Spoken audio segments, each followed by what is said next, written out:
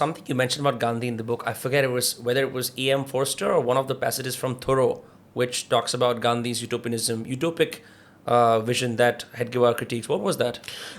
So essentially, look, there have been many commentators on Gandhi. I think Gandhi has been analyzed, in microcosms, right? Yeah. But absolutely, there are many commentators out there, and you're quite right. It was Forrester there who basically says that Gandhi was a utopian. He was a utopianist, and this utopianism comes out of, I'm not an expert on Gandhi's philosophy, so I won't comment too much. But certainly he exhibited this thing about if the Hindu majority just accommodated the minorities, everything would be okay. This idea that Muslims cannot live with Hindus is a myth. It's an illusion.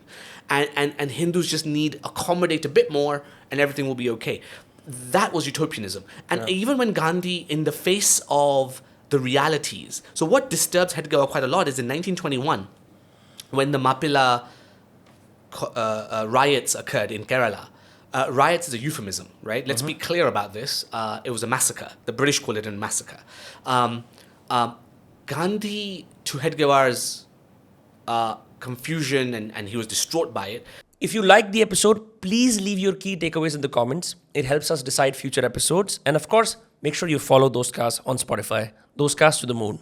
Gandhi not just tries to kind of patch up the violence and pretend it wasn't that bad, but he actually, in writing, in his magazines, Young India, actually points the finger at the Hindu community, saying, you are the result of this violence. If you guys were not so prejudiced, if you guys were not so unfair to the Mappila community in Kerala, they would have not uprisen in this way, and they would have not taken out this violence, and you would not have been meted with this violence. Now, for Hedgewar, that was not just grossly utopian and naive.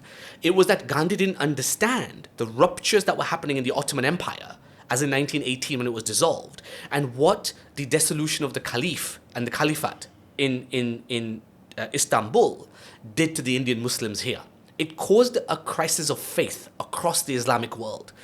And that crisis of faith is what results ultimately in the violence that India sees throughout the 20s and 30s between Muslims asserting themselves and Hindus reacting.